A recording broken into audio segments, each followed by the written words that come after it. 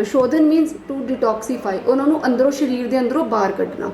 वो जो प्रोसीजर है दैट इज़ पंचकर्मा। हरेक पंचकर्मा तो पहला एक पूर्व कर्म होंदा है, कुछ स्नेहपान करवाना होंदा है, आइदर तेल और घी, और उस तो बाद एक इट्स कॉल्ड ओलीएशन, जिस दे विच आपां पेशेंट नूं मोशनस नूं लूज मोशन लगवाने होंदे। लाइक पहला ही धारणा सी कि अगर वो बच्चे दे विच है तो बच्चा बचेगा, अगर डिलीवरी हो जाती है 8वें महीने अगर माँ दे विच है तो माँ ही बचेगी। अपान वायु की दुष्टि ही है जो कि आपां नूं सिजेरियन की तरफ मोड़ती है। ਹੁਣ ਆਈਏ ਆਪਾਂ ਬੱਚੇ ਦੇ ਉੱਤੇ, ਜਿਹੜਾ ਬੱਚਾ ਇੱਕ ਨਾਰਮਲ ਡਿਲੀਵਰੀ ਦੇ ਨਾਲ ਪੈਦਾ ਹੋਇਆ ਤੇ ਜਿਹੜਾ ਇੱਕ ਸਿਜੇਰੀਅਨ ਦੇ ਨਾਲ ਪੈਦਾ ਹੋਇਆ, ਉਹਨਾਂ ਦੋਨਾਂ ਦੇ ਜਿਹੜੇ ਬਿਮਾਰੀਆਂ ਨਾਲ ਲੜਨ ਦੀ ਸ਼ਕਤੀ ਦੇ ਉੱਤੇ ਵੀ ਕੋਈ ਅਸਰ ਪੈਂਦਾ ਭਵਿੱਖ ਦੇ ਵਿੱਚ ਜਾ ਕੇ? अगर ये तीन तरह के जोड़े दोष हैं, वात पित्त कफ, अगर ये अपने सम अवस्था में रहते हैं तो आप निरोगी रहते हैं। अगर ये किसी तरह नाल दूषित हो जाते हैं तो आही आपां नूं रोग दे देंगे कि अगे आके डॉक्टर्स भी कुछ नहीं कर सकते, उन्होंने एटलीस्ट सिजेरियन ही करना पैंदा। मीनस एक सिजेरियन ही उन्होंने कोल एक विधि रह जाती है जिस नाल जच्चा बच्चा दोनों नूं बचा सकते हैं। जेरियन ऑपरेशन आपां करदे आ ਤਾਂ ਉਹਦਾ ਕੀ ਬੱਚੇ ਤੇ ਜੱਚਾ ਦੋਨਾਂ ਦੇ ਉੱਤੇ ਅਸਰ ਪੈਂਦਾ ਹੈ? बच्चे को जिस चीज़ की ज़रूरत है अपन वही दे रहे हैं तो डेफिनेटली बच्चे की हेल्थ पे बहुत असर पड़ता है। ਸਤਿ ਸ਼੍ਰੀ ਅਕਾਲ ਜੀ, ਨਿਊਜ਼ ਏਸ਼ੀਆ ਪੰਜਾਬੀ ਦੇਖ ਰਹੇ ਹੋ ਤੁਸੀਂ ਤੇ ਮੇਰਾ ਨਾਮ ਹੈ ਕੁਲਵੰਤ ਸਿੰਘ। ਸਿਹਤ ਮਾਮਲਿਆਂ ਨੂੰ ਲੈ ਕੇ ਅੱਜ ਇੱਕ ਅਜਿਹੇ ਮਹਿਮਾਨ ਨੂੰ ਤੁਹਾਡੇ ਰੂਬਰੂ ਕਰਾਉਣ ਜਾ ਰਹੇ ਹਾਂ ਜਿਹੜੇ ਕਿ ਪੰਚਕਰਮਾ ਯਾਨੀ ਕਿ ਸਰੀਰ ਦੇ ਵਿਸ਼ੈਲੇ ਤੱਤਾਂ ਨੂੰ ਬਾਹਰ ਕਰਨ ਦੀ ਕੱਢਣ ਦੀ ਜਿਹੜੀ ਦੇਸੀ ਵਿਧੀ, ਜਿਹਨੀ ਪੁਰਾਤਨ ਆਯੁਰਵੇਦਾ ਦੇ ਜਿਹੜੇ ਮਾਹਰ ਨੇ, ਆਯੁਰਵੈਦਿਕ ਮੈਡੀਸਨਸ ਦੇ ਮਾਹਰ ਨੇ, ਤੇ ਖਾਸ ਕਰ ਜਿਹੜੇ ਹੈ ਉਹ ਜੱਚਾ ਬੱਚਾ ਦੇ ਮਾਮਲਿਆਂ ਨੂੰ ਲੈ ਕੇ ਜਿਹੜਾ ਇਹਨਾਂ ਦੀ ਮਹਾਰਤ ਆਪਣੇ ਇਲਾਕੇ ਦੇ ਵਿੱਚ ਪੂਰੀ ਮਸ਼ਹੂਰ ਹੈ। ਆਪਾਂ ਇਹਨਾਂ ਤੋਂ ਜਾਣਨ ਦੀ ਕੋਸ਼ਿਸ਼ ਕਰਾਂਗੇ ਕਿ ਜਿਹੜੀਆਂ ਡਿਲੀਵਰੀਜ਼ ਹੋ ਰਹੀਆਂ ਨੇ, ਜੱਚਾ ਬੱਚਾ ਨੂੰ ਉਹਦੇ ਤੇ ਅਸਰ ਪੈ ਰਹੇ ਨੇ, ਉਹਦੇ ਕੀ ਕਾਰਨ ਨੇ, ਕਿਉਂਕਿ ਅੱਜ ਕੱਲ੍ਹ ਜ਼ਿਆਦਾਤਰ ਡਿਲੀਵਰੀਜ਼ ਜਿਹੜੀਆਂ ਹੋ ਰਹੀਆਂ ਨੇ ਉਹ ਸਿਜੇਰੀਅਨ ਕੀਤੀਆਂ ਜਾ ਰਹੀਆਂ ਨੇ, ਚੀਰੇ ਵਾਲਾ ਜਿਹੜਾ ਉਹ ਆਪਰੇਸ਼ਨ ਦੇ ਨਾਲ ਜਿਹੜਾ ਬੱਚਾ ਪੈਦਾ ਕੀਤਾ ਜਾ ਰਿਹਾ। ਕੋਈ ਵੇਲਾ ਸੀ ਜਿਹੜਾ ਕਿ ਜਨਰਲ ਡਿਲੀਵਰੀਜ਼ ਹੁੰਦੀਆਂ ਸੀ, ਨਾਰਮਲ ਡਿਲੀਵਰੀਜ਼ ਹੁੰਦੀਆਂ ਸੀਗੀਆਂ, ਉਹਦੇ ਨਾਲ ਬੱਚੇ ਦੀ ਇਮਿਊਨਿਟੀ ਵੀ ਵਧੀਆ ਹੁੰਦੀ ਸੀ, ਬੱਚੇ ਮਜ਼ਬੂਤ ਹੁੰਦੇ ਸੀ ਸਰੀਰਿਕ ਪੱਖੋਂ ਤੇ ਵਧੀਆ ਜ਼ਿੰਦਗੀ ਭੋਗ ਕੇ, ਨਿਰੋਗ ਜ਼ਿੰਦਗੀ ਭੋਗ ਕੇ ਜਿਹੜੀ ਉਹ ਦੁਨੀਆ ਤੋਂ ਜਾਂਦੇ ਸੀ। ਮਾਵਾਂ ਵੀ ਜਿਹੜੀਆਂ ਤੰਦਰੁਸਤ ਹੋਇਆ ਕਰਦੀਆਂ ਸੀ, ਬੱਚਾ ਪੈਦਾ ਹੋਣ ਤੋਂ ਬਾਅਦ ਨਾਲ ਦੀਆਂ ਕੁਝ ਚਿਰ ਬਾਅਦ ਹੀ ਖੇਤਾਂ 'ਚ ਕੰਮ ਕਰਨ ਲੱਗ ਪੈਂਦੀਆਂ ਸੀ। ਪਰ ਅੱਜ ਦੀਆਂ ਮਾਵਾਂ ਜਿਹੜੀਆਂ ਨੇ ਉਹ ਬੱਚਾ ਜਦੋਂ ਪੈਦਾ ਹੁੰਦਾ ਤਾਂ ਉਹ ਕਈ ਮਹੀਨੇ ਉੱਠਣ ਜੋਗੀਆਂ ਨਹੀਂ ਰਹਿੰਦੀਆਂ। ਇਹਦੇ ਕੀ ਕਾਰਨ ਪਿੱਛੇ ਰਹਿੰਦੇ ਨੇ? ਕਿ ਸਿਜੇਰੀਅਨ ਦਾ ਚੱਲਣ ਜਿਹੜਾ ਕਿਉਂ ਵਧਿਆ, ਕੀ ਕਾਰਨ ਨੇ ਕਿ ਜਿਹੜੇ ਆਪਾਂ ਸਿਜੇਰੀਅਨ ਕਰਨੀ ਹੀ ਜ਼ਿਆਦਾ ਜਾ ਰਹੇ ਨੇ? ਕਿਉਂਕਿ ਜ਼ਿਆਦਾਤਰ ਮਾਵਾਂ ਦੁੱਖ ਝੱਲਣ ਦੇ ਨਾਲੋਂ ਉਹ ਇਹ ਕਹਿ ਦਿੰਦੀਆਂ ਨੇ ਕਿ ਮੇਰਾ ਤਾਂ ਤੁਸੀਂ ਸਿਜੇਰੀਅਨ ਹੀ ਕਰ ਦਿਓ। ਇਹਦੇ ਕੀ ਅਸਰ ਪੈਂਦੇ ਨੇ ਬੱਚੇ ਤੇ ਜੱਚਾ ਦੇ ਉੱਤੇ? ਇਹ ਆਪਾਂ ਡਾਕਟਰ ਸਾਹਿਬ ਤੋਂ ਜਾਣਨ ਦੀ ਕੋਸ਼ਿਸ਼ ਕਰਦੇ। ਡਾਕਟਰ ਸਾਹਿਬ, ਤੁਹਾਡਾ ਨਿਊਜ਼ ਏਸ਼ੀਆ ਪੰਜਾਬੀ ਦੇ ਬਹੁਤ ਸਵਾਗਤ ਹੈ ਜੀ। ਪਹਿਲਾਂ ਆਪਣਾ ਨਾਮ ਦੱਸੋ ਤੇ ਫਿਰ ਆਪਾਂ ਅਗਲੀ ਸ਼ੁਰੂਆਤ ਕਰਦੇ ਹਾਂ। मैं डॉक्टर रिंपल सेठी आशा मेडिकेयर त्रिपुड़ी तो हाँ। ਤੇ ਤੁਸੀਂ ਪੰਚਕਰਮਾ ਦੇ ਵਿੱਚ ਮਾਹਰ ਹੋ, ਜੱਚਾ ਬੱਚਾ ਦੇ ਮਾਮਲਿਆਂ ਦੇ ਵਿੱਚ ਮਾਹਰ ਹੋ, ਤੁਹਾਡੇ ਕੋਲ ਕਿਸ ਤਰ੍ਹਾਂ ਦਾ ਤਜਰਬਾ ਹੈ ਇਸ ਮਾਮਲੇ ਦੇ ਵਿੱਚ? ਕਿਉਂਕਿ ਬਹੁਤ ਸਾਰੇ ਲੋਕ ਜਿਹੜੇ ਨੇ ਉਹ ਅੱਜ ਕੱਲ੍ਹ ਸਿਜੇਰੀਅਨ ਆਪਰੇਸ਼ਨ ਦੇ ਨਾਲ, ਚੀਰੇ ਵਾਲੇ ਆਪਰੇਸ਼ਨ ਦੇ ਨਾਲ ਬੱਚਾ ਪੈਦਾ ਕਰਨ ਤੇ ਕਰਾਉਣ ਦੇ ਵਿੱਚ ਜਿਹੜੀ ਉਸ ਨੂੰ ਤਰਜੀਹ ਦੇ ਰਹੇ ਨੇ, ਇੱਛਾ ਰੱਖਦੇ ਨੇ। ਇਹਦਾ ਕੀ ਅਸਰ ਪੈਂਦਾ ਅੱਗੇ ਚੱਲ ਕੇ? देखो अगर आप सिजेरियन ਨੂੰ देखिए तो डे 1 तो ये सारा प्रोसीजर शुरू हो जाता है। अजकल ਜਿਹੜੀ ਕੁੜੀਆਂ ਜਾਂ ਆਪਾਂ ਕਹਿ ਲਈਏ ਕਿ ਗਰਭਵਤੀ ਔਰਤਾਂ ਹੈ, ਦੇ ਡੋਂਟ ਵਾਂਟ ਮੀਨਸ ਉਹ ਨਹੀਂ ਚਾਹੁੰਦੇ ਕਿ ਸਾਡੇ ਸਰੀਰ ਨੂੰ ਕਿਸੇ ਤਰ੍ਹਾਂ ਦੀ ਵੀ ਕੋਈ ਤਕਲੀਫ ਪਹੁੰਚੇ। ਉਹਨਾਂ ਦਾ ਜਿਹੜਾ ਦਿਨ ਦਾ ਲਾਈਫ ਸਟਾਈਲ ਹੈ, ਜਿਹੜਾ ਦਿਨਚਰਿਆ, ਉਹਨਾਂ ਦੀ ਰਿਤੂ ਚਰਿਆ ਉਹ ਇਸ ਤਰ੍ਹਾਂ ਦੀ ਸੈੱਟ ਹੋ ਚੁੱਕੀ ਹੈ ਕਿ ਅੱਗੇ ਆ ਕੇ ਡਾਕਟਰਸ ਵੀ ਕੁਝ ਨਹੀਂ ਕਰ ਸਕਦੇ, ਉਹਨਾਂ ਨੂੰ ਐਟਲੀਸਟ ਸਿਜੇਰੀਅਨ ਹੀ ਕਰਨਾ ਪੈਂਦਾ। ਮੀਨਸ ਇੱਕ ਸਿਜੇਰੀਅਨ ਹੀ ਉਹਨਾਂ ਕੋਲ ਇੱਕ ਵਿਧੀ ਰਹਿ ਜਾਂਦੀ ਹੈ ਜਿਸ ਨਾਲ ਉਹ ਜੱਚਾ ਬੱਚਾ ਦੋਨਾਂ ਨੂੰ ਬਚਾ ਸਕਦੇ ਆ। ਤੇ ਆਪਾਂ ਇਸ ਦੇ ਵਿੱਚ ਕਿਵੇਂ ਕਰ ਸਕਦੇ ਹਾਂ? ਆਪਾਂ ਨੇ ਡੇ 1 ਜਿਸ ਦਿਨ ਕੰਸੈਪਸ਼ਨ ਹੋ ਗਈ ਜਿਸ ਦਿਨ ਜਿਹੜਾ ਉਹ ਗਰਭ ਜਿਹੜਾ ਧਾਰਨ ਹੁੰਦਾ ਉਸੇ ਦਿਨ ਤੋਂ ਹੀ ਉਸ ਜੋ ਗਰਭਵਤੀ ਲੇਡੀ ਹੈ ਉਸ ਦੀ ਦਿਨਚਰਿਆ ਨੂੰ ਠੀਕ ਕਰਦੇ ਹੋਏ, ਰਿਤੂਚਰਿਆ ਨੂੰ ਠੀਕ ਕਰਦੇ ਹੋਏ ਉਸ ਨੂੰ ਇਸ ਤਰ੍ਹਾਂ ਲੈ ਕੇ ਜਾਣਾ ਹੈ ਕਿ 9 ਮਹੀਨੇ ਤੱਕ ਜਿਹੜਾ ਉਹਦਾ ਪੂਰਾ ਲੰਬਾ ਸਫ਼ਰ ਹੈ, ਇੱਕ 9 ਮਹੀਨੇ ਦਾ ਬੱਚੇ ਗਰਭਵਤੀ ਔਰਤ ਦਾ, ਉਹ ਇਸ ਤਰ੍ਹਾਂ ਬੀਤੇ ਕਿ ਜਦੋਂ 9ਵਾਂ ਮਹੀਨਾ ਆਏ ਉਹਨੂੰ ਪਤਾ ਹੀ ਨਾ ਲੱਗੇ ਕਿ ਕਿਵੇਂ ਮੇਰਾ ਨਾਰਮਲ ਡਿਲੀਵਰੀ ਵੱਲ ਮੈਂ ਵੱਧ ਗਈ। ਡਾਕਟਰ ਸਾਹਿਬ, ਇੱਕ ਕੋਈ ਵੇਲਾ ਸੀਗਾ ਕਿ ਜਦੋਂ ਇੱਕ ਗਰਭ ਧਾਰਨ ਹੁੰਦਾ ਸੀਗਾ ਤਾਂ ਉਦੋਂ 9 ਮਹੀਨੇ ਤੱਕ ਉਹਨਾਂ ਨੂੰ ਆਪ ਨੂੰ ਨਹੀਂ ਪਤਾ ਹੁੰਦਾ ਜੀ, ਖੇਤਾਂ 'ਚੋਂ ਸਿਰ ਦੇ ਉੱਤੇ ਪੰਡ ਚੁੱਕ ਕੇ ਆਪਣੇ ਘਰੇ ਲਿਆਉਂਦੀਆਂ ਤੇ ਸਾਰਾ ਦਿਨ ਕੰਮ ਕਰੀ ਜਾਂਦੀਆਂ, ਤੇ ਜਿੱਦਣ ਬੱਚਾ ਪੈਦਾ ਹੋਣਾ ਹੁੰਦਾ ਸਿਰਫ ਉਸੇ ਦਿਨ ਜਾ ਕੇ ਉਹਨੂੰ ਦਰਦਾਂ ਲੱਗਦੀਆਂ ਤੇ ਫਿਰ ਜਾ ਕੇ ਉਹਦਾ ਬੱਚਾ ਪੈਦਾ ਹੋ ਜਾਂਦਾ ਤੇ ਉਹ ਮੁੜ ਕੇ ਜਿਹੜਾ ਉਹ ਦੁਬਾਰਾ ਫਿਰ ਕੰਮਾਂ 'ਤੇ ਤੁਰ ਪੈਂਦੀਆਂ। ਅੱਜ ਹਾਲਾਤ ਇੱਦਾਂ ਦੇ ਕਿਉਂ ਨਹੀਂ ਰਹਿ ਗਏ? ਅੱਜ ਜਿਹੜੀਆਂ ਮਾਵਾਂ ਨੇ ਉਹ ਜਿਸ ਦਿਨ ਗਰਭ ਧਾਰਨ ਹੁੰਦਾ ਉਸੇ ਦਿਨ ਤੋਂ ਜਿਹੜੀਆਂ ਉਹ ਡਾਕਟਰ ਕੋਲ ਜਾਂਦੀਆਂ ਨੇ, ਜਿਹੜੀਆਂ ਦਵਾਈਆਂ ਸ਼ੁਰੂ ਹੋ ਜਾਂਦੀਆਂ ਨੇ, ਉਹਨਾਂ ਦਾ ਪ੍ਰੋਸੀਜਰ ਸ਼ੁਰੂ ਹੋ ਜਾਂਦਾ, ਆਹ ਵਿਟਾਮਿਨ ਖਾਣਾ, ਆਹ ਨਹੀਂ ਖਾਣਾ। ਕੋਈ ਪਤਾ ਹੀ ਨਹੀਂ ਹੁੰਦਾ ਸੀ ਕੋਈ ਵੇਲਾ, ਤੇ ਕਿੱਥੇ ਬਦਲਾਅ ਆਇਆ, ਕਿੱਥੇ ਕਮੀ ਰਹਿ ਗਈ ਹੈ? ਸਰ ਮੈਂ ਤੁਹਾਨੂੰ ਪਹਿਲਾਂ ਵੀ ਇਸ ਚੀਜ਼ ਤੇ ਹੀ ਮੈਂ ਜ਼ੋਰ ਦੇ ਰਹੀ ਹਾਂ ਕਿ ਜਿਹੜਾ ਆਪਣੇ ਇੱਥੋਂ ਦਾ ਲਾਈਫ ਸਟਾਈਲ ਹੈ ਨਾ, ਦੈਟ ਇਜ਼ ਨਾਟ ਗੁੱਡ। ਦੇਖੋ ਕਿ ਆਪਾਂ ਹੁਣ ਇਹ ਬੱਚੇ ਹੁੰਦੇ ਆ ਜਿਹੜੇ 18 20 25 ਸਾਲ ਦੇ ਬੱਚੇ ਆ, ਅਗਰ ਤੁਸੀਂ ਉਹਨਾਂ ਦਾ ਲਾਈਫ ਸਟਾਈਲ ਬਿਫੋਰ ਮੈਰਿਜ ਦੇਖੋ ਤਾਂ ਉਹਨਾਂ ਨੇ ਕੀ ਕਰਨਾ ਹੁੰਦਾ ਹੈ, ਜਸਟ ਕਾਲਜ ਜਾਣਾ, ਆ ਕੇ ਟੀਵੀ ਦੇਖਣਾ, ਲੇਟਾ। ਮੀਨਸ ਇੱਕ ਸੈਡੈਂਟਰੀ ਲਾਈਫ ਸਟਾਈਲ ਹੈ ਜਿਹੜਾ, ਉਹ ਇੱਥੇ ਬਹੁਤ ਵੱਡਾ ਰੋਲ ਪਲੇ ਕਰਦਾ ਹੈ। ਜਿਸ ਕਰਕੇ ਸੈਡੈਂਟਰੀ ਲਾਈਫ ਸਟਾਈਲ ਨਾਲ ਹੀ ਓਬੈਸਿਟੀ ਐਂਡ ਆਲ ਜੋ ਆਪਣੇ ਲਾਈਫ ਸਟਾਈਲ ਡਿਸਆਰਡਰਸ ਹੈ, ਥਾਇਰਾਇਡ ਹੋ ਗਿਆ ਜਾਂ ਓਬੈਸਿਟੀ ਹੋ ਗਈ, ਇਹ ਸਾਰੇ ਆ ਜਾਂਦੇ ਆ ਜਿਹੜੇ ਕਿ ਹਾਰਮੋਨਸ ਪ੍ਰੋਬਲਮਸ ਨੂੰ ਕ੍ਰੀਏਟ ਕਰਦੇ ਆ। ਉਸ ਤੋਂ ਬਾਅਦ ਪਹਿਲਾਂ ਤਾਂ ਪ੍ਰੈਗਨੈਂਸੀ ਹੀ ਔਖੀ ਹੁੰਦੀ ਹੈ। ਇੱਕ ਵਾਰੀ ਪ੍ਰੈਗਨੈਂਸੀ ਹੋ ਜਾਂਦੀ ਹੈ ਤਾਂ ਉਸ ਤੋਂ ਬਾਅਦ ਉਹਨਾਂ ਨੂੰ ਇਸ ਤਰ੍ਹਾਂ ਨੂੰ ਆਰਾਮ ਪ੍ਰਸਤ ਜ਼ਿੰਦਗੀ ਦੇ ਦਿੱਤੀ ਜਾਂਦੀ ਹੈ ਵੀ ਕਿਤੇ ਅਬੋਰਸ਼ਨ ਨਾ ਹੋ ਜਾਏ, ਇਹ ਨਾ ਹੋ ਜਾਏ। ਐਂਡ ਵਿੱਚ ਉਹਨਾਂ ਦੇ ਲਾਈਕ ਪਹਿਲਾਂ ਕੀ ਹੁੰਦਾ ਸੀ, ਜਦੋਂ 9ਵਾਂ ਮਹੀਨਾ ਲੱਗਦਾ ਸੀ ਜਾਂ ਪੂਰਾ 9 ਮਹੀਨੇ ਪੇਸ਼ੈਂਟਸ ਬਿਲਕੁਲ ਚੰਗੀ ਤਰ੍ਹਾਂ ਕੰਮ ਕਰਦਾ ਸੀ, ਤੇ ਅੰਤ ਦੇ ਵਿੱਚ ਕੀ ਹੁੰਦਾ ਸੀ, ਜਦੋਂ ਬੱਚੇ 9th ਮੰਥ ਹੋ ਗਿਆ, ਮੀਨਸ ਪੂਰਾ ਕੰਪਲੀਟ ਹੋ ਜਾਂਦਾ ਇਹਨਾਂ ਦਾ ਜਿਹੜਾ ਐਂਟੀਨੇਟਲ ਪੀਰੀਅਡ ਹੈ, ਤਾਂ ਬੱਚੇਦਾਨੀ ਦਾ ਮੂੰਹ ਆਪਣੇ ਆਪ ਖੁੱਲਣਾ ਸ਼ੁਰੂ ਹੋ ਜਾਂਦਾ ਸੀ। ਬਿਲਕੁਲ, ਉਹ ਐਕਸਰਸਾਈਜ਼ਾਂ ਇਸ ਤਰ੍ਹਾਂ ਦੀਆਂ ਹੋ ਜਾਂਦੀਆਂ ਸੀ ਕਿ ਅੰਦਰ ਬਾਡੀ ਨੂੰ ਜਿਹੜਾ ਉਹ ਉਸੇ ਤਰ੍ਹਾਂ ਕਰਨਾ। ਉਹਦੇ ਵਿੱਚ ਸਿਰਫ ਇੱਕ 8ਵੇਂ ਮਹੀਨੇ ਦਾ ਆਪਾਂ ਪਰਹੇਜ਼ ਰੱਖਣਾ ਹੁੰਦਾ ਸੀ, ਕਿਉਂਕਿ 8ਵੇਂ ਮਹੀਨੇ ਦੇ ਵਿੱਚ ਜਿਵੇਂ ਕਿ ਆਯੁਰਵੇਦ ਵਿੱਚ ਦੱਸਿਆ ਹੋਇਆ 7 ਤਰ੍ਹਾਂ ਦੀਆਂ ਧਾਤੂਆਂ ਹੁੰਦੀਆਂ, ਰਸ, ਰਕਤ, ਮਾਸ, ਮੇਦ, ਅਸਥੀ, ਮੱਜਾ ਔਰ ਸ਼ੁਕਰ। ਤੇ ਇਸ ਦਾ ਐਂਡ ਪ੍ਰੋਡਕਟ ਹੈ ਜਿਹੜਾ ਦੈਟ ਇਜ਼ ਓਜ। ਓਜ ਨੂੰ ਕਿਹਾ ਹੋਇਆ 8ਵੇਂ ਮਹੀਨੇ ਦੇ ਵਿੱਚ ਮਾਂ ਔਰ ਬੱਚੇ ਦੇ ਵਿੱਚ ਉਹ ਰਿਪੀਟਿਡਲੀ ਆਂਦਾ ਜਾਂਦਾ ਹੈ। ਇਸ ਲਈ 8th ਮੰਥ ਦੇ ਵਿੱਚ ਆਪਾਂ ਕਹਿੰਦੇ ਆ ਕਿ ਬੇਬੀ ਨਹੀਂ ਹੋਣਾ ਚਾਹੀਦਾ। ਅੱਛਾ, ਮਾਫ ਕਰਨਾ, ਤੁਹਾਨੂੰ ਇੱਥੇ ਰੋਕਾਂਗਾ। ਮੈਨੂੰ ਲੱਗਦਾ ਕਿ ਸਾਡੇ ਦਰਸ਼ਕਾਂ ਦੇ ਮਨ ਦੇ ਵਿੱਚ ਵੀ ਸਵਾਲ ਆਇਆ ਹੋਣਾ, ਓਜ ਕੀ ਹੈ, ਕਿੱਦਾਂ, ਥੋੜੇ ਦਰਸ਼ਕਾਂ ਨੂੰ ਸਮਝਾ ਦਿਓ ਥੋੜਾ ਜਿਹਾ।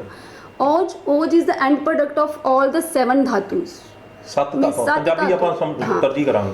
ਦੇਖੋ ਆਯੁਰਵੇਦ ਖੜਾ ਹੈ ਦੋਸ਼ धातु मल मूलम, दोष धातु मल मूलम ही शरीरम।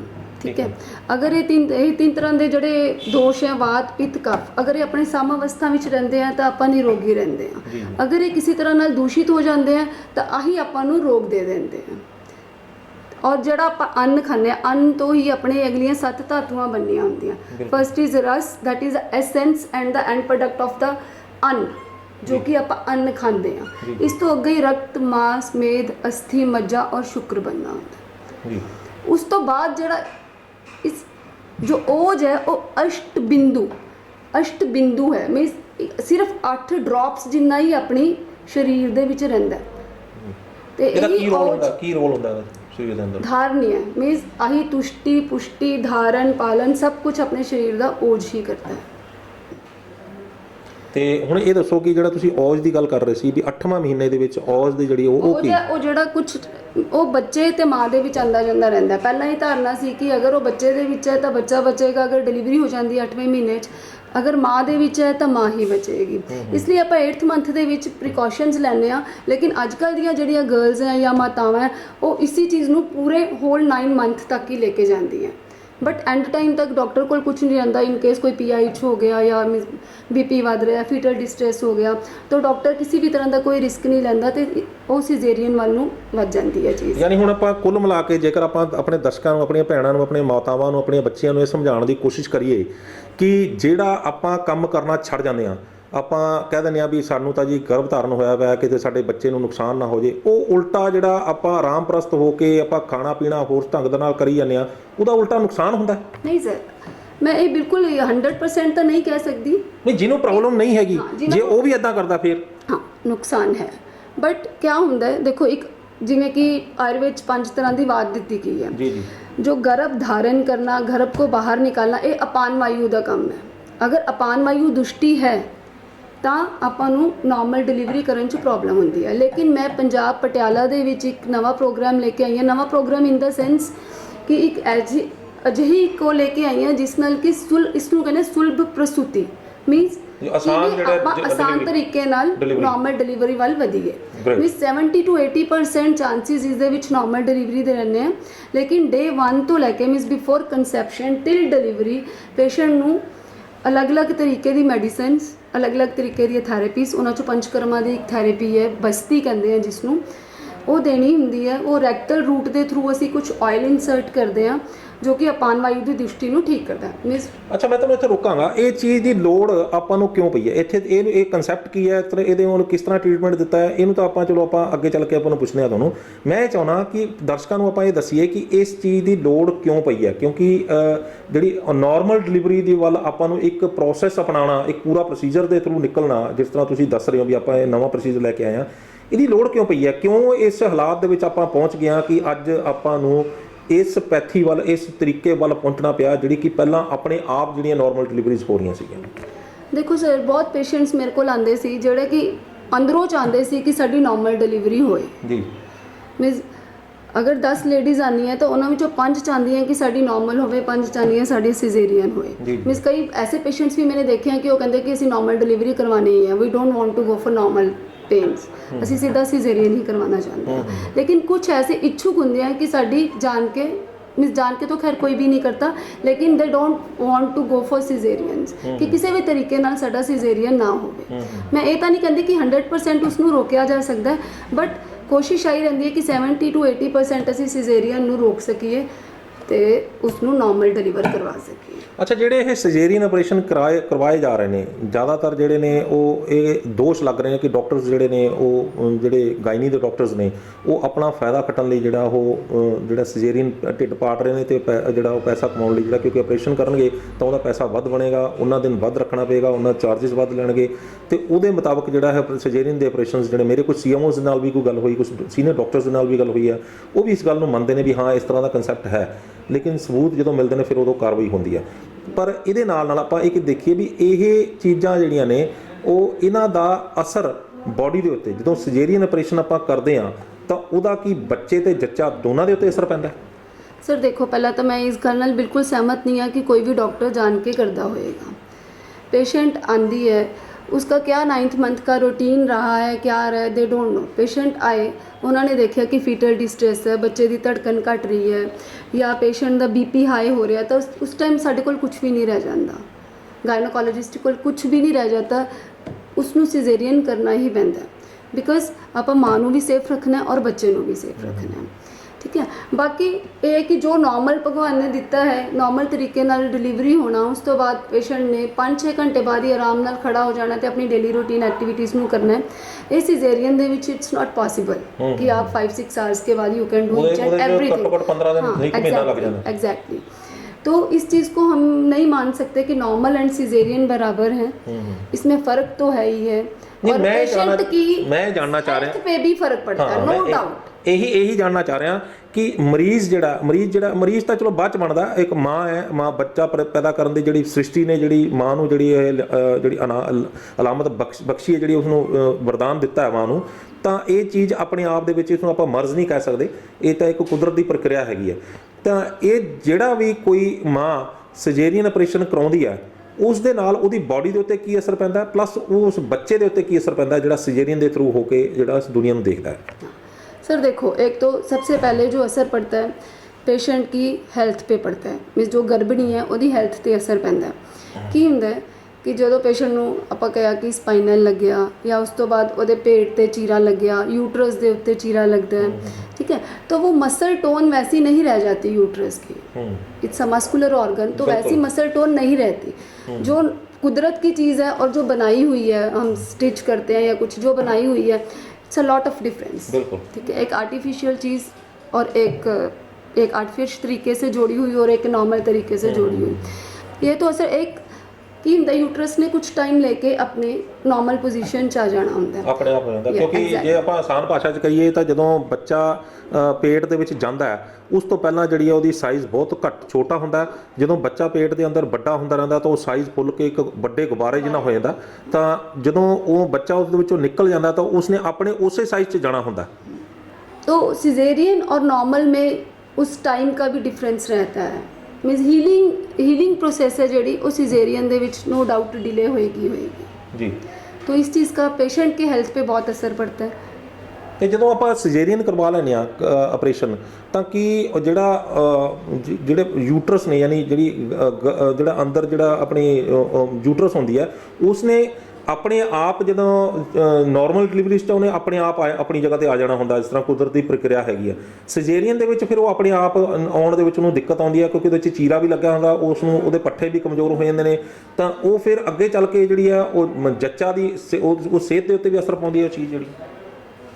नो सर, जच्चा की सेहत पे ऐसे असर डालती है जैसे कि सेकंड प्रेगनेंसी हुई, सेकंड प्रेगनेंसी हुई तो हमें वो देखना होता है कि अगली में स्कार टेंडरनेस क्या है, और एक सेकंड प्रीवियस डिलीवरी सिजेरियन है तो इस बार भी सिजेरियन के चांसेस ज़्यादा हो जाते हैं।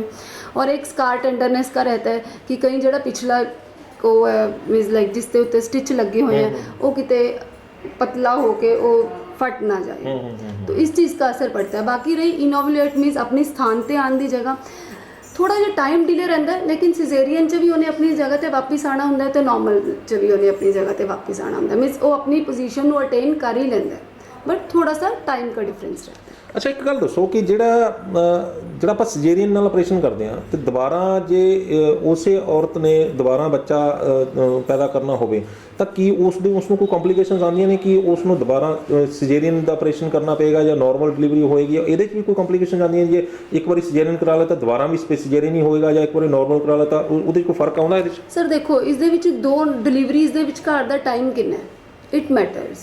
अगर तो टाइम बहुत घट है तो मीन्स कोशिश ही नहीं की जाती कि इसको नॉर्मल की तरफ लेके जाओ, बिकॉज वो हील नहीं होया होंदा प्रॉपर जड़ा स्कार है। लेकिन अगर हाँ 5 6 7 साल हो गए तो विद ऑब्जर्वेशन एंड मीन्स बहुत अच्छे अंडर ऑब्जर्वेशन आप we can try for the normal. ਅੱਛਾ, ਹੁਣ ਆਈਏ ਆਪਾਂ ਬੱਚੇ ਦੇ ਉੱਤੇ। ਜਿਹੜਾ ਬੱਚਾ ਇੱਕ ਨਾਰਮਲ ਡਿਲੀਵਰੀ ਦੇ ਨਾਲ ਪੈਦਾ ਹੋਇਆ ਤੇ ਜਿਹੜਾ ਇੱਕ ਸਿਜੇਰੀਅਨ ਦੇ ਨਾਲ ਪੈਦਾ ਹੋਇਆ, ਉਹਨਾਂ ਦੋਨਾਂ ਦੇ ਜਿਹੜੇ ਬਿਮਾਰੀਆਂ ਨਾਲ ਲੜਨ ਦੀ ਸ਼ਕਤੀ ਦੇ ਉੱਤੇ ਵੀ ਕੋਈ ਅਸਰ ਪੈਂਦਾ ਭਵਿੱਖ ਦੇ ਵਿੱਚ ਜਾ ਕੇ? सर मैं फिर दोबारा से यही कहना चाहूँगी, जो कुदरत द्वारा बनाई गई एक चीज़ है दैट इज़ डिफरेंट, और जो आप खुद किसी चीज़ को कर रहे हैं दैट इज़ डिफरेंट। तो कहीं ना कहीं पे थोड़ा बहुत असर तो पड़ता ही है। ਯਾਨੀ ਆਪਾਂ ਇਹ ਕਹਿ ਸਕਦੇ ਹਾਂ ਕਿ ਜਿਹੜੀ ਨਾਰਮਲ ਡਿਲੀਵਰੀਜ਼ ਹੈ ਉਹਨੂੰ ਜ਼ਿਆਦਾ ਤਰਜੀਹ ਦਿੱਤੀ ਜਾਵੇ, ਤਾਂ ਕੋਸ਼ਿਸ਼ ਕੀਤੀ ਜਾਵੇ ਕਿ ਥ੍ਰੈਸ਼ਹੋਲਡ ਯਾਨੀ ਆਪਣੀ ਸਹਿਣ ਸ਼ਕਤੀ ਨੂੰ ਵਧਾਇਆ ਜਾਵੇ ਔਰਤਾਂ ਵੱਲੋਂ, ਤੇ ਖਾਣ ਪੀਣ ਇਸ ਤਰ੍ਹਾਂ ਦਾ ਰੱਖਿਆ ਜਾਵੇ ਕਿ ਸਰੀਰ ਜਿਹੜਾ ਉਸ ਤਰ੍ਹਾਂ ਦਾ ਬਣ ਜੇ ਕਿ ਉਹ ਨਾਰਮਲ ਡਿਲੀਵਰੀ ਹੋਵੇ, ਤਾਂ ਕਿ ਉਹ ਬੱਚੇ ਦੀ ਇਮਿਊਨਿਟੀ ਵੀ ਵਧੇ ਤੇ ਜਿਹੜੀ ਜੱਚਾ ਹੈਗੀ ਆ ਉਸ ਨੂੰ ਵੀ ਬਾਅਦ ਵਿੱਚ ਜਾ ਕੇ ਕੋਈ ਕੰਪਲਿਕੇਸ਼ਨਸ ਨਾ ਹੋਣ। ਆਪਾਂ ਡਾਕਟਰ ਸਾਹਿਬ ਤੋਂ ਇਹ ਜਾਣਨ ਦੀ ਕੋਸ਼ਿਸ਼ ਕਰਦੇ ਹਾਂ ਕਿ ਡਾਕਟਰ ਸਾਹਿਬ ਆਖਰ ਪੰਚਕਰਮਾ ਕੀ ਚੀਜ਼ ਹੈ, ਉਹਦੇ ਨਾਲ ਅੱਗੇ ਚੱਲ ਕੇ ਜਿਹੜੀ ਨਵੀਂ ਪੈਥੀ ਤੁਸੀਂ ਲੈ ਕੇ ਆਏ ਹੋ, ਨਵਾਂ ਢੰਗ ਲੈ ਕੇ ਆਏ ਹੋ ਸਜੇਰੀਅਨ ਤੋਂ ਬਚਣ ਦਾ, ਉਹ ਕਿਸ ਤਰ੍ਹਾਂ ਕੰਮ ਕਰਦਾ? पंचकर्मा एक बहुत ही पुरानी आयुर्वेदिक पैथी है। मीनस पैथी इट्स अ प्रोसीजर्स, 5 तरह के प्रोसीजर रहते हैं ਇਹਦੇ ਵਿੱਚ ਜਿਹੜੇ ਕਿ ਆਪਣੀ ਬੋਡੀ ਨੂੰ ਡਿਟੌਕਸੀਫਾਈ ਕਰਦੇ हैं, ਯਾਨੀ ਵਿਸ਼ੈਲੇ ਤੱਤ ਬਾਹਰ ਨਿਕਾਲਦੇ हैं। ਜਿਹੜੇ ਇਹ ਦੋਸ਼ ਵਾਤ ਪਿੱਤ ਕਫ ਜਦੋਂ ਦੂਸ਼ਿਤ ਹੋ ਜਾਂਦੇ ਆ, ਮੀਨਸ ਕਹਿ ਲਓ ਕਿ ਇਲਾਜ ਦੋ ਤਰੀਕੇ ਨਾਲ ਹੁੰਦਾ ਆਯੁਰਵੇਦ 'ਚ। ਇੱਕ ਹੁੰਦਾ ਸ਼ਮਨ ਕਿ ਵਿਦ ਮੈਡੀਸਨ ਆਪਾਂ ਨੂੰ ਉਸ ਨੂੰ ਖਤਮ ਕਰ ਦਈਏ। ਇੱਕ ਜਿੱਥੇ ਆਪਾਂ ਨੂੰ ਲੱਗਦਾ ਕਿ ਦੋਸ਼ ਬਹੁਤ ਜ਼ਿਆਦਾ ਪ੍ਰਕੋਪਿਤ ਹੋ ਚੁੱਕੇ ਹਨ, ਉਹਨਾਂ ਨੂੰ ਉਸ ਤਰੀਕੇ ਨਾਲ ਕੱਢਣਾ ਔਖਾ ਹੈ ਦਵਾਈ ਦੇ ਨਾਲ। ਇੱਕ ਤਾਂ ਲੇਟ ਚੱਲੇਗਾ ਔਰ ਇੱਕ ਦਵਾਈ ਨਾਲ ਵੀ ਨਿਕਲਣਾ ਔਖਾ ਹੋ ਜਾਏਗਾ। Yes exactly. ਤਾਂ ਉੱਥੇ ਆਪਾਂ ਸ਼ੋਧਨ ਚਿਕਿਤਸਾ ਕਰਦੇ ਹਾਂ। ਸ਼ੋਧਨ ਮੀਨਸ ਟੂ ਡਿਟੌਕਸੀਫਾਈ, ਉਹਨਾਂ ਨੂੰ ਅੰਦਰੋਂ ਸਰੀਰ ਦੇ ਅੰਦਰੋਂ ਬਾਹਰ ਕੱਢਣਾ। ਉਹ ਜਿਹੜਾ ਪ੍ਰੋਸੀਜਰ ਹੈ ਦੈਟ ਇਜ਼ ਪੰਚਕਰਮਾ। ਇਹਦੇ ਵਿੱਚ 5 ਤਰੀਕੇ ਹੁੰਦੇ ਹਨ, ਦੇਰ ਆਰ 5 ਪ੍ਰੋਸੀਜਰਸ। ਹਰੇਕ ਪ੍ਰੋਸੀਜਰ ਹਰੇਕ ਦੋਸ਼ ਦੇ ਲਈ ਹੈ। Like ਵਮਨ, ਵਿਰੇਚਨ, Basti, ਨਸਯ and ਰਕਤ ਮੋਕਸ਼ਨ। ਵਮਨ ਹੈ, ਇਹਦੇ ਵਿੱਚ ਆਪਾਂ ਕਫ ਦੋਸ਼ ਨੂੰ ਵਧਾਉਂਦੇ ਹੋਏ, ਮੀਨਸ ਇਟਸ ਫॉर ਕਫ, ਜਿਹੜੇ ਕਫਜ ਬਿਮਾਰੀਆਂ ਹੈ ਉਹਨਾਂ ਨੂੰ ਕੱਢਣ ਦੇ ਲਈ ਵਮਨ ਦਾ ਯੂਜ਼ ਕੀਤਾ ਜਾਂਦਾ। ਇਸ ਦੇ ਵਿੱਚ ਆਪਾਂ ਕੁਝ ਐਸੇ ਹਰਬਸ ਹੁੰਦੇ ਆ ਜਿਹੜੇ ਕਿ ਆਪਾਂ ਦੇ ਕੇ ਪੇਸ਼ੈਂਟ ਨੂੰ ਵੋਮਿਟਿੰਗਸ ਕਰਵਾਈਆਂ ਜਾਂਦੀਆਂ। ਲਾਈਕ ਵੋਮਿਟਸ ਬਾਹਰ ਆਉਂਦਾ, ਉਹਦੇ ਨਾਲ ਉਹ ਦੋਸ਼ ਬਾਹਰ ਆਉਂਦਾ। ਲੇਕਿਨ ਉਸ ਤੋਂ ਕਫ ਜਿਹੜਾ ਅੰਦਰ ਜੰਮਿਆ ਹੋਇਆ ਸਾਰਾ ਬਾਹਰ ਕੱਢਦਾ। ਲੇਕਿਨ ਉਸ ਤੋਂ ਪਹਿਲਾਂ इसके पूर्व कर्म होंगे, मीनस हमने 7 8 10 दिन के लिए अकॉर्डिंग टू पेशेंट्स की प्रकृति ਉਹਦੇ अकॉर्डिंग ਆਪਾਂ ਉਹਨਾਂ ਨੂੰ कुछ स्नेहपान करवाना होंगे, आइदर तेल और घी। और उस तो बाद एक इट्स कॉल्ड ओलिएशन, और उसके बाद हमें उसको स्वेदन देना होता है, मीन्स बाय स्टीमिंग। वो सारे दोष जो हैं पिघल के अपने कोष्ठ में आते हैं, उसके बाद ही they are able to come out. तो इट इज़ वमन ਜਿਹੜਾ ਕਿ ਕਫਜ ਰੋਗਾਂ ਦੇ ਲਈ ਬਹੁਤ ਅੱਛਾ ਮੰਨਿਆ ਜਾਂਦਾ। ਸੈਕਿੰਡ ਇਜ਼ ਵਿਰੇਚਨ ਥਰੂ ਪਰਗੇਟਿਵਸ, ਮੀਨਸ ਆਪਾਂ ਨੂੰ ਉਹਨੂੰ ਲਗਜ਼ੇਟਿਵਸ ਦੇਣੇ ਆ। ਸਭ ਤੋਂ ਪਹਿਲਾਂ ਮੈਂ ਇਹ ਕਹਿਣਾ ਚਾਹੂੰਗੀ ਕਿ ਹਰੇਕ ਪੇਸ਼ੈਂਟ ਦੀ ਪ੍ਰਕਿਰਤੀ ਅਲੱਗ ਹੈ। ਯੂਅਰ ਪ੍ਰਕਿਰਤੀ ਯੂਅਰ ਸਿੰਪਟਮਸ। ਬਿਲਕੁਲ ਬਿਲਕੁਲ। ਵਾਤ ਪਿੱਤ ਕਫ ਦੇ ਜਿਹੜੇ ਪੇਸ਼ੈਂਟ ਨੇ ਅਲੱਗ-ਅਲੱਗ ਹੋਣਗੇ ਸਾਰੇ। हाँ बिल्कुल बिल्कुल अलग अलग होंगे। तो आपकी प्रकृति क्या है उसी हिसाब के आपके सिम्टम होंगे, उसी हिसाब के आपको विरेचन का दिया जाएगा। लाइक विरेचन, there are so many, it's a long list of विरेचन द्रव्यस। आपको कौन सा मतलब दवाई? हाँ विरेचन में यस, विरेचन इज़ अ प्रोसीजर जिस ਦੇ ਵਿੱਚ ਆਪਾਂ ਪੇਸ਼ੈਂਟ ਨੂੰ ਮੋਸ਼ਨਸ ਨੂੰ ਲੂਜ਼ ਮੋਸ਼ਨ ਲਗਵਾਉਣੇ ਹੁੰਦੇ, like by giving laxatives, means by giving some sort of herbal medicines. ਯਾਨੀ ਜਿਸ ਤਰ੍ਹਾਂ ਆਪਾਂ ਨੀਮਾ ਕਹਿੰਦੇ ਆ ਉਸ ਤਰ੍ਹਾਂ ਦੀ ਗੱਲ। ਲੇਕਿਨ ਇਸ ਦੇ ਵਿੱਚ ਵੀ ਪਹਿਲਾਂ ਹਰੇਕ पंचकर्मा तो पहला एक पूरव कर्म होता है।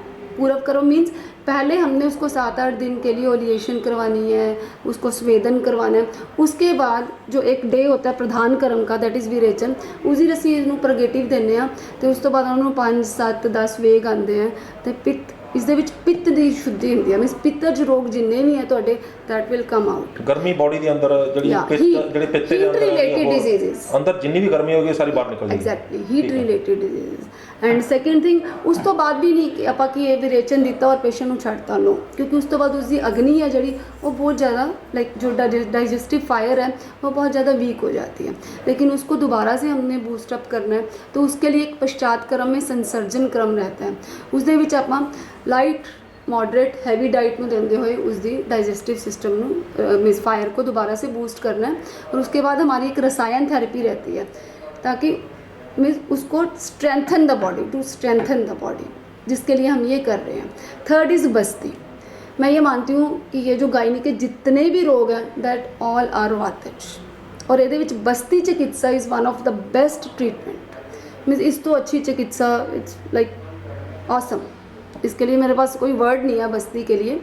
बस्ती में वातज सभी रोग रहते हैं। हम ये कहते हैं वात का पित्त कफ, पित्त पंगु कफ पंगु पंगु मल धातवा। मीन्स वात के बिना पित्त का भी कोई रोल नहीं है, कफ का भी नहीं है, क्योंकि वात होएगी वही पित्त को अपनी एक स्थान से दूसरी जगह पर लेके जाती है और पित्तज रोग को करती है। वात ही है जो कफ को एक स्थान से दूसरे स्थान पे लेके जाती है और कफ रोग को करती है। बस्ती पे मीन्स वात पे सबसे पहले कंट्रोल होना बहुत ज़रूरी है, और दैट विल बी बाया बस्ती। मीन्स हम बहुत तरह की बस्ती होती है, अलग अलग तरह के क्वाथ रहते हैं, काढ़े रहते हैं, इवन दूध की होती है, ऑयल्स की होती है, जो हम रेक्टल रूट के थ्रू पेशेंट्स को देते हैं, दैट इज़ कॉल्ड बस्ती।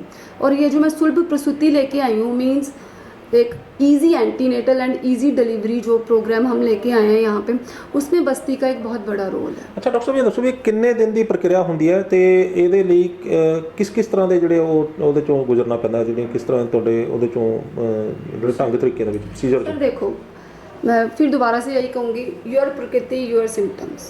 कई पेशेंट्स आते हैं दे आर वेरी माइल्ड, तो उन्होंने ਅਸੀਂ 3 ਤੋਂ 4 दिन ਦੀ ਦਿੰਦੇ ਹਾਂ, ਕਈ ਆਉਂਦੇ ਆ ਉਹਨਾਂ ਨੂੰ 8 ਤੋਂ 10 ਔਰ ਕਈ ਮਹੀਨਾ ਵੀ ਚੱਲਦੇ ਆ। ਯਾਨੀ ਕਿ ਜਿਹੜੇ 8 ਕੇ 9 ਜਿਹੜੇ ਤੁਹਾਡੇ ਹੈਗੇ ਨੇ ਵਿੱਚ ਪੁਆਇੰਟਸ ਬਿੰਦੂ ਹੈਗੇ ਨੇ ਇਹਦੇ ਵਿੱਚ, ਤਾਂ ਉਹਦੇ ਲਈ ਜਿਹੜੇ ਹਰ ਦਿਨ ਇੱਕ ਦੇ ਵਿੱਚੋਂ ਨਿਕਲ ਕੇ 8-9 ਦਿਨ ਦੇ ਵਿੱਚ ਵੀ ਹੋ ਜਾਂਦਾ, ਤਾਂ 1 ਮਹੀਨਾ ਵੀ ਲੱਗ ਜਾਂਦਾ ਉਸ ਚੀਜ਼ ਨੂੰ। बिल्कुल, ਤੁਹਾਡੇ डिज़ीज़ कैसी है, डिज़ीज़ कितनी पुरानी है, ये सबको देखते हुए हमें ये डिसाइड करना होता है।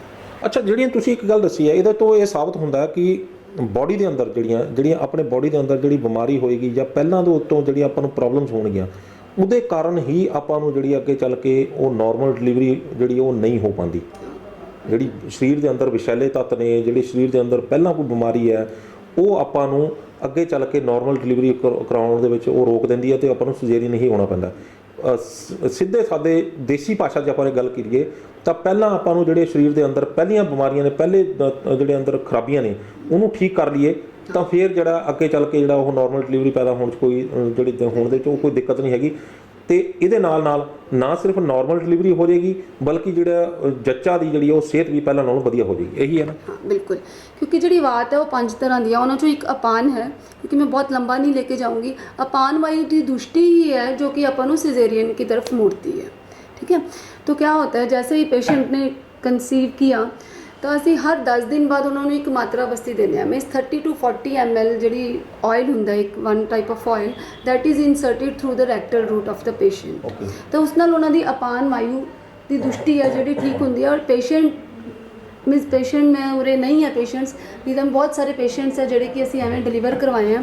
ਮੈਂ ਉਹਨਾਂ ਨੂੰ ਮੀਨਸ ਰੂਬਰੂ ਕਰਵਾਉਣਾ ਚਾਹੁੰਦੀ ਸੀ ਤੁਹਾਡੇ ਨਾਲ।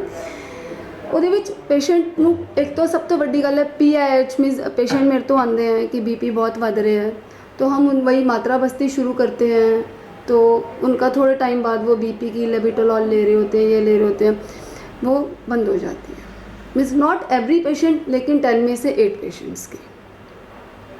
एंड सैकेंड थिंग इज़ कि पीडल एडीमा बहुत ज़्यादा होंगे कईयां दे, ਉਹਦੇ ਵਿੱਚ ਮਾਤਰਾ ਬਸਤੀ ਨਾਲ ਬਹੁਤ ਅੱਛਾ ਸਾਨੂੰ ਦੇਖਣ ਨੂੰ ਮਿਲਦਾ। ਔਰ through 9 months means 8th month ਦੇ ਵਿੱਚ ਮੈਂ ਨਹੀਂ ਦਿੰਦੀ, 9 ਬਾਕੀ ਸਾਰੇ ਮੰਥਸ ਦੇ ਵਿੱਚ ਦਿੰਦੇ ਹਾਂ। ਔਰ ਪੇਸ਼ੈਂਟ ਆਉਂਦਾ ਹੈ ਜਿਹੜਾ ਕਿ ਉਹਨਾਂ ਦਾ ਲੇਬਰ ਪੀਰੀਅਡ ਹੈ 8 12 14 ਘੰਟੇ, ਉਹ 2-4 ਘੰਟੇ ਦੇ ਵਿੱਚ ਹੀ ਪੇਸ਼ੈਂਟ ਫ੍ਰੀ ਹੋ ਕੇ ਸਾਡੇ ਕੋਲੋਂ ਚਲਾ ਜਾਂਦਾ। ਯਾਨੀ ਜਿਹੜੀਆਂ ਬੱਚਾ ਪੈਦਾ ਕਰਨ ਦੀਆਂ ਦਰਦਾਂ ਨੇ, ਉਹ ਜੇਕਰ ਇਸ ਪ੍ਰੋਸੀਜਰ 'ਚੋਂ ਤੁਹਾਡੇ 'ਚੋਂ ਲੰਘ ਜਾਂਦਾ ਹੈ ਤਾਂ ਜਿੰਨੇ ਲੰਬਾ ਸਮਾਂ ਉਸ ਵੇਲੇ ਉਸਨੇ ਦਰਦ ਭੋਗਣਾ ਹੁੰਦਾ, ਉਸ ਚੀਜ਼ ਤੋਂ ਬਚ ਸਕਦਾ ਪੇਸ਼ੈਂਟ।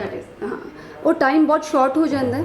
ਔਰ ਜਿਹੜੀਆਂ ਬਹੁਤ ਕਹਿੰਦੇ ਆ ਕਿ ਬਾਅਦ ਦੀਆਂ ਤਿੱਖੀਆਂ ਹੁੰਦੀਆਂ ਨਾ ਜਿਹੜੀਆਂ ਦਰਦਾਂ, ਜਿਹੜੀਆਂ ਕਿ ਪੇਸ਼ੈਂਟ ਨੂੰ 3-4 ਘੰਟੇ ਜੋ ਲੈਣੀਆਂ ਪੈਂਦੀਆਂ, ਉਹ ਸਿਰਫ ਹਾਫ ਐਨ ਆਵਰ ਦੇ ਵਿੱਚ ਪੇਸ਼ੈਂਟ ਨੂੰ ਫ੍ਰੀ ਕਰ ਦਿੰਦੇ ਤੇ ਨਾਲੇ ਹੋ ਵੀ ਜਿਹੜੀ ਆ ਨਾਰਮਲ ਡਿਲੀਵਰੀ ਜਾਂਦੀ। ਹਾਂ, ਔਰ ਇੱਕ ਹੋਰ ਚੀਜ਼ ਮੈਂ ਇਹਦੇ ਵਿੱਚ ਦੱਸਣਾ ਚਾਹੂँਗੀ, ਇਹਦੇ ਵਿੱਚ ਜਿਹੜਾ ਕਿ ਅਸੀਂ ਦਿੰਦੇ ਹਾਂ, एक जो मैं मेडिसिन देनी हाँ, वो भी मैं जैसे आयुर्वेद में है कि फर्स्ट मंथ में रस में बनना है, दूसरे में रक्त बनना है, तीसरे में मांस बनना है, चौथे में पेशेंट बच्चे का मेद बनना है, फिर अस्थि बननी है, फिर मज्जा बननी है, फिर शुक्र बनना है। तो उसके अकॉर्डिंग ही पेशेंट की मेडिसिन चलती है।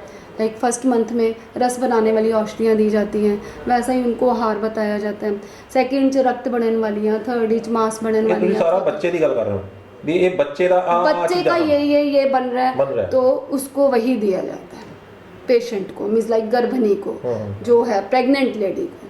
तो ਅਸੀਂ ਉਹਦੇ ਹਿਸਾਬ ਨਾਲ ਹੀ ਚੱਲਦੇ ਹਾਂ ਤੇ ਉਹਦੇ ਨਾਲ ਪੇਸ਼ੈਂਟ ਨੂੰ ਪਤਾ ਨਹੀਂ ਲੱਗਦਾ ਹੱਸਦੇ ਹੱਸਦੇ ਕਿਵੇਂ 9ਵੇਂ ਮਹੀਨੇ ਜੋ ਗੁਜ਼ਰ ਜਾਂਦੇ। ਤੇ ਜਿਹੜਾ ਤੁਸੀਂ ਇਹ ਪ੍ਰੋਸੀਜਰ ਅਪਣਾਉਂਦੇ ਹੋ 9 ਮਹੀਨੇ ਦੇ ਵਿੱਚ ਜਿਸ ਤਰੀਕੇ ਨਾਲ ਤੁਸੀਂ ਉਹਨਾਂ ਨੂੰ ਜਿਹੜੀਆਂ ਇਹ ਚੀਜ਼ਾਂ ਦਵਾਈਆਂ ਜਾਂ ਜੋ ਵੀ ਜਿਹੜੀ ਪੈਥੀ ਦੇ ਮੁਤਾਬਕ ਤੁਸੀਂ ਉਹਨਾਂ ਨੂੰ ਢੰਗ ਤਰੀਕੇ ਅਪਣਾਉਂਦੇ ਹੋ, ਉਹਦੇ ਨਾਲ ਬੱਚੇ ਦੀ ਸਿਹਤ ਵੀ ਅੱਗੇ ਤੰਦਰੁਸਤ ਹੁੰਦੀ ਹੈ। एग्जैक्टली, बिल्कुल।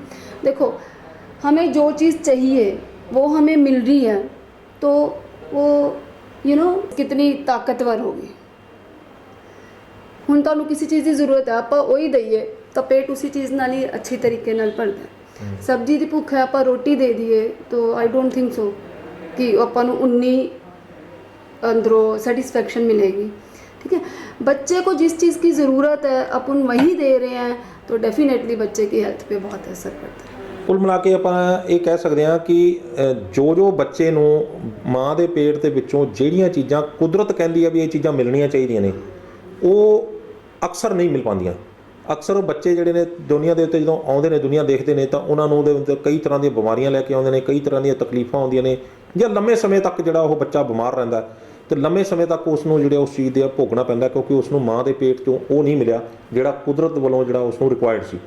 ਪਰ ਜੋ ਤੁਸੀਂ ਅੱਗੇ ਟ੍ਰੀਟਮੈਂਟ ਅਪਣਾਉਂਦੇ ਹੋ, ਹਰ ਇੱਕ ਚੀਜ਼ ਜਿਹੜੀ ਉਸ ਨੂੰ ਉਹ ਮਿਲਦੀ ਹੈ ਜਿਹੜੀ ਕੁਦਰਤ ਵੱਲੋਂ ਉਸ ਨੂੰ ਸਰੀਰ ਦੀ ਜਦੋਂ ਬਣਤਰ ਹੋ ਰਹੀ ਹੁੰਦੀ ਹੈ, ਉਦੋਂ ਉਹਨੂੰ ਜ਼ਰੂਰਤ ਹੁੰਦੀ ਉਸ ਚੀਜ਼ ਦੀ, ਉਹ ਤੁਸੀਂ ਪੂਰੀ ਕਰਦੇ ਚਲੇ ਜਾਂਦੇ ਹੋ, ਤਾਂ ਬੱਚਾ ਜਿਹੜਾ ਉਸ ਤਰੀਕੇ ਦਾ ਬਣ ਜਾਂਦਾ, ਮਜ਼ਬੂਤ ਬਣ ਜਾਂਦਾ ਜੋ ਉਸ ਨੂੰ ਸਰੀਰ ਨੂੰ ਰਿਕੁਆਇਰਡ ਹੁੰਦੀ ਹੈ।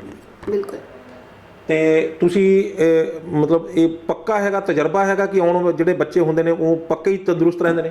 ਸਰ, ਮੈਂ ਅਗਰ ਮੈਨੂੰ ਅੱਜ ਪਤਾ ਹੁੰਦਾ ਕਿ ਤੁਸੀਂ ਆ ਰਹੇ ਹੋ ਤਾਂ ਡੈਫੀਨੇਟਲੀ ਮੈਂ ਤਾਂ ਆਪਣੇ ਕੁਝ ਪੇਸ਼ੈਂਟਸ ਉਰੇ ਬਿਠਾ ਕੇ ਰੱਖਦੀ ਕਿ ਜਿਹੜਾ ਇਸ ਤਰੀਕੇ ਨਾਲ ਡਿਲੀਵਰ ਹੋਏ ਹੈ तो उन्होंने प्योर आयुर्वेदिक ट्रीटमेंट लिया है थ्रू आउट 9 मंथ्स, तो आप उनसे बात कर पाते हैं और जान पाते हैं। क्या बात है, क्या बात है। और ਮੈਨੂੰ ਇਹ ਲੱਗਦਾ ਕਿ ਦਰਸ਼ਕਾਂ ਦੇ ਜਿਹੜੇ ਦਰਸ਼ਕ ਜਿਹੜੀਆਂ ਮਾਵਾਂ ਭੈਣਾਂ ਬੱਚੀਆਂ ਜਿਹੜੀਆਂ ਇਹ ਦੇਖ ਰਹੀਆਂ ਨੇ, ਉਹਨਾਂ ਦੇ ਮਨ ਦੇ ਵਿੱਚ ਇੱਕ ਜਿਗਿਆਸਾ ਜ਼ਰੂਰ ਜਾਗੀ ਹੋਣੀ, ਉਹਨਾਂ ਦੇ ਮਨ ਦੇ ਵਿੱਚ ਇੱਕ ਆਸ ਜ਼ਰੂਰ ਜਾਗੀ ਹੋਣੀ ਕਿ ਥੋੜ੍ਹਾ ਜਿਹੇ ਸਮੇਂ ਦੇ ਵਿੱਚ ਅਗਰ ਲਗਾ ਕੇ ਅਸੀਂ ਡਾਕਟਰ ਸਾਹਿਬ ਦੇ ਨਾਲ ਇਹ ਸਮਾਂ ਅਸੀਂ ਬਿਤਾ ਦਿੰਦੇ ਹਾਂ, ਅਸੀਂ ਇਸ ਤਰੀਕੇ ਦੇ ਨਾਲ ਚੱਲ ਪੈਂਦੇ ਹਾਂ, ਇਹ ਟਰੀਟਮੈਂਟ ਅਸੀਂ ਲੈ ਲੈਂਦੇ ਹਾਂ, ਤਾਂ ਫਿਰ ਸਾਡਾ ਬੱਚਾ ਵੀ ਜਿਹੜਾ ਦੁਨੀਆ ਦੇਖੇਗਾ ਉਹ ਤੰਦਰੁਸਤੀ ਵਾਲੀ ਦੇਖੇਗਾ, ਤੇ ਕੱਲ੍ਹ ਨੂੰ ਜਿਹੜੀ ਆ ਸਾਡਾ ਸਰੀਰ ਵੀ ਜਿਹੜਾ ਬੱਚਾ ਪੈਦਾ ਹੋਣ ਤੋਂ ਬਾਅਦ ਪੂਰੀ ਤਰ੍ਹਾਂ ਤੰਦਰੁਸਤ ਰਹੇਗਾ। ਸੋ ਡਾਕਟਰ ਸਾਹਿਬ, ਤੁਹਾਡਾ ਨਿਊਜ਼ ਏਸ਼ੀਆ ਪੰਜਾਬੀ ਨਾਲ ਗੱਲਬਾਤ ਕਰਨ ਲਈ ਬਹੁਤ ਬਹੁਤ ਧੰਨਵਾਦ। Thank you. ਸੋ ਇਹ ਸਨ ਡਾਕਟਰ ਰਿੰਪਲ ਸੇਠੀ, ਜਿਨ੍ਹਾਂ ਨੇ ਸਾਨੂੰ ਬੜੀ ਵੱਡਮੁੱਲੀ ਜਾਣਕਾਰੀ ਦਿੱਤੀ ਹੈ, ਅਜਿਹੇ ਹਾਲਾਤਾਂ ਦੇ ਵਿੱਚ ਜਾਣਕਾਰੀ ਦਿੱਤੀ ਹੈ ਜਦੋਂ ਅੱਜ ਹਰ ਡਾਕਟਰ ਸਿਜੇਰੀਅਨ ਵੱਲ ਤਰਜੀਹ ਦੇ ਰਿਹਾ, ਹਰ ਪੇਸ਼ੈਂਟ, ਹਰ ਮਰੀਜ਼ ਜਿਹੜਾ, ਹਰ ਗਰਭਵਤੀ ਔਰਤ ਜਿਹੜੀ ਆ ਉਹ ਸਿਜੇਰੀਅਨ ਵੱਲ ਵੱਧ ਰਹੀ ਹੈ, ਬਿਨਾਂ ਇਸ ਦੇ ਅੰਜਾਮ ਜਾਣਿਆ ਕਿ ਉਹਦੇ ਨਾਲ ਭਵਿੱਖ ਦੇ ਵਿੱਚ ਸਾਡੇ ਸਿਹਤ ਦੇ ਉੱਤੇ ਕੀ ਅਸਰ ਪੈਣ ਵਾਲਾ, ਬੱਚੇ ਦੇ ਸਿਹਤ ਦੇ ਉੱਤੇ ਕੀ ਅਸਰ ਪੈਣ ਵਾਲਾ। ਬੜੀ ਵੱਡਮੁੱਲੀ ਜਾਣਕਾਰੀ ਦਿੱਤੀ ਹੈ, ਜਿਹਦੇ 'ਚ ਉਹਨਾਂ ਨੇ ਦੱਸਿਆ ਕਿ ਜੇਕਰ ਸਾਡੇ ਤਰੀਕੇ ਦੇ ਮੁਤਾਬਕ ਜਿਸ ਤਰੀਕੇ ਦੇ ਨਾਲ ਅਸੀਂ ਕੁਝ ਇਹਨਾਂ ਨੂੰ ਇਲਾਜ ਕਰਦੇ ਹਾਂ, ਤਾਂ ਉਸ ਨਾਲ ਨਾ ਸਿਰਫ ਮਾਂ ਦੀਆਂ ਜਿਹੜੀਆਂ ਤਕਲੀਫਾਂ ਹੋਣਗੀਆਂ ਉਹ ਦੂਰ ਹੋਣਗੀਆਂ, ਬਲਕਿ ਬੱਚੇ ਨੂੰ ਪੇਟ ਦੇ ਅੰਦਰ ਜਿਹੜੀਆਂ ਜ਼ਰੂਰਤਾਂ ਹੁੰਦੀਆਂ ਨੇ ਸਰੀਰ ਬਣਨ ਲਈ ਉਹ ਵੀ ਪੂਰੀਆਂ ਹੋਣਗੀਆਂ, ਤੇ ਜਦੋਂ ਉਹ ਧਰਤੀ 'ਤੇ ਆਏਗਾ ਤਾਂ ਇੱਕ ਮਜ਼ਬੂਤ ਸਰੀਰ ਲੈ ਕੇ ਧਰਤੀ ਦੇ ਉੱਤੇ ਪੈਦਾ ਹੋਏਗਾ। ਸੋ ਤੁਹਾਨੂੰ ਇਹ ਗੱਲਬਾਤ ਕਿਵੇਂ ਲੱਗੀ, ਆਪਣੀ ਰਾਏ ਸਾਨੂੰ ਸਾਡੇ ਕਮੈਂਟ ਬਾਕਸ 'ਚ ਜ਼ਰੂਰ ਦੇਣਾ। ਜੇ ਵੀਡੀਓ ਚੰਗੀ ਲੱਗੀ ਹੈ ਤਾਂ ਇਸ ਨੂੰ ਲਾਈਕ ਤੇ ਸ਼ੇਅਰ ਜ਼ਰੂਰ ਕਰ ਦਿਓ, ਸਾਡੇ ਚੈਨਲ ਨੂੰ ਲਾਈਕ ਤੇ ਸਬਸਕ੍ਰਾਈਬ ਜ਼ਰੂਰ ਕਰਿਓ। ਅਗਲੀ ਵਾਰ ਫਿਰ ਹਾਜ਼ਰ ਹੋਵਾਂਗੇ ਇੱਕ ਨਵੇਂ ਮੁੱਦੇ, ਇੱਕ ਨਵੇਂ ਮਹਿਮਾਨ ਦੇ ਨਾਲ। ਉਦੋਂ ਤੱਕ ਮੈਨੂੰ ਦਿਓ ਇਜਾਜ਼ਤ। ਧੰਨਵਾਦ।